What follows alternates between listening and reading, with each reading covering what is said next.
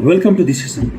आज हम बात करेंगे एक सनसनीखेज रिसर्च के बारे में। इस रिसर्च में यह पता चला है कि प्राचीन जानवरों ने डायनासोर का शिकार किया और उन्हें खाया। क्या है रिसर्च का चौंकाने वाला खुलासा? अब तक दुनिया मानती थी कि डायनासोरों का एक्सटेंशन जो है, विलुप्त होना, उल्का पिंड गिरने या प्राकृतिक आपदाओं की वजह से हुआ। लेकिन एक नई वैज्ञानिक रिसर्च ने एक चौंकाने वाला सच उजागर किया है।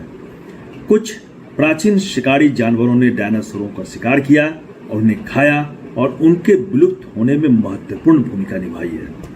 अमेरिका की यूनिवर्सिटी ऑफ टेक्सास के शोधकर्ताओं ने डायनासोर की हड्डियों पर मिले दांतों के निशान से यह सबूत इकट्ठा किया है। ये निशान बताते हैं कुछ बड़े आकार के क्रोकोडाइलिफॉर्म्स, प्राचीन मगरमच्छ जैसे जानवर। क्रोकोडाइलिफॉर्म्स जो है प्राचीन मगरमच्छ के तरह के जानवर हुआ करते थे। ये डायनासोर के बच्चों और छोटे छोटे डायनासोरों का शिकार कर खाया करते थे और इस तरह से धीरे धीरे वो विलुप्त की स्थिति में आ गए। कैसे हुआ डायनासोर का शिकार? डायनासोर के बच्चे और छोटे डायनासोर शिकारी जानवरों के आसान निशाना थे। बहुत आसानी से छोटे छोटे डायनासोर के बच्चों को वो पकड़ लेते थे और खा जाते थे। प्राचीन मगरमच्छ जैसे जानवर क्रोकोडाइलिफॉर्म्स पानी में छुपकर डायनासोरों पर अचानक हमला करते थे।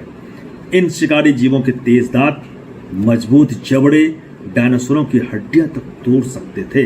खाने के बाद हड्डियों पर जो गहरे दांत के निशान मिले हैं, वही आज वैज्ञानिकों के सामने सबसे बड़े सबूत है। यह खोज क्यों बनी इतनी बड़ी?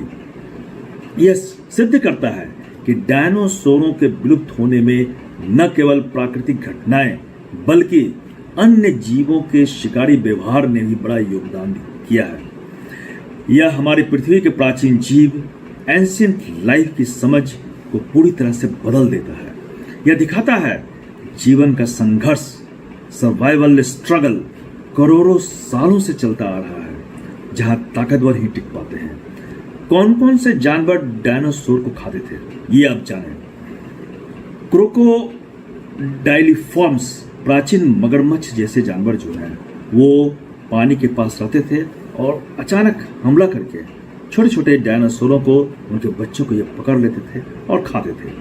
लार्ज थेरोपॉड्स, कुछ बड़े मांसाहारी डायनासोर एक दूसरे के बच्चों का शिकार करते थे, उन्हें खा जाते थे। और फिर प्राचीन सरीसृप, एंशिएंट रेप्टाइल्स, छोटे डायनासोरों को घात लगाकर ये पकड़ते थे और उन्हें खा जाते थे। तो जीवन का सबसे बड़ा सबक क्या है? इस खोज से एक चीज साफ होती है कि धरती पर अस्तित्व यानी सर्वाइवल हमेशा से कठिन रहा है। जो तेज, ताकतवर और अडेप्टेबल होते हैं, वही इतिहास में टिक पाते हैं। आज भी जीवन की यही सच्चाई है, चाहे वह इंसान हो या जानवर। जो ताकतवर है, जो अडेप्टेबल है और जो लचीला है, वही पृथ्वी पर टिका रह सकता है, वही पृथ्वी का विजेता बनता है।